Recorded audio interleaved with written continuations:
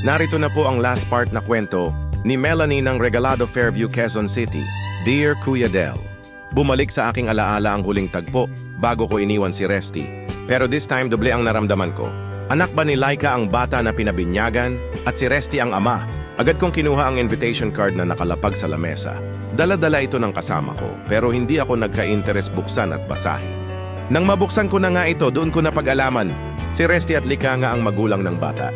Kinuha ko ang bote ng alak sa lamesa kung saan kami nakaupo. Napansin ako ng kasama ko. Melanie, okay ka lang ba? Tanong nito sa akin, tumango lang ako. Pero nanginginig ang kamay ko sa galit. Kumukuha ako ng pagkakataon para sumugod. Nakita ko si Resty na hawak ang bata habang nagpapakuha ng larawan kasama ang mga ninong at ninang. Sumugod ako, papunta kay Laika. Walang hiya, ahas! Nagulat ito. Bago pa man siya makapagsalita, hinampas ko ito sa mukha ng bote. Nakita ko ang pagkabigla ni Resty. Agad nitong ibinigay ang bata sa isang lalaki at sumugod sa akin para ako'y awatin. Pero sinalubong ko ito ng bote sa ulo at napuruhan, kaya ito bumulagta. Nagsigawan ang ibang bisitang mga babae dahil sa pagkabigla at takot. Nakita ko si Laika na tatakbo palabas ng restaurant pero hinabol ko ito. Naabutan ko ito sa pintuan at binato ko ng bote, tinamaan ito sa likod. Bago pa man kami maawat ng mga security guard, nahablot ko ang buhok ni Laika.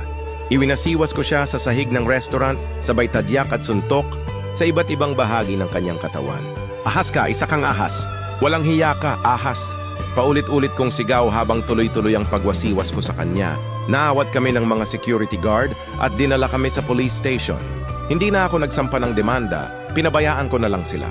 Makalipas pa ang ilang buwan, naghiwalay si Laika at Resty dahil may bago na namang kinakasama si Resty.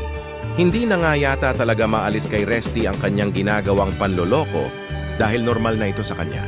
Hanggang isang araw, nabalitaan ko na lang na wala na si Resty, na disgrasya daw ito sa motor at may balibalita pa na sinadya daw banggain ang motor nito ng isang 4 wheels sa kahabaan ng Marcos Highway sa Antipolo.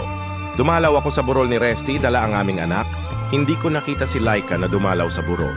Hindi na ako nakipaglibing sa asawa ko, hinayaan ko na lamang na ang kanyang mga magulang ang mag-asikaso sa kanya. Sana sa ngayon, nakamove on na ako sa mga nangyari sa akin, bagamat paminsan-minsan ay hindi maiwasang bumalik sa aking alaala ang nakaraan. Hanggang dito na lang, Melanie. Sa lahat ng ating followers na gustong magbahagi ng kanilang karanasan, mag-PM lang po kayo sa akin at baka kwento nyo na ang susunod nating itatampok. Dito sa Dear Kuya Del Diaries. Please don't forget to follow, like, comment, and share. Maraming salamat po.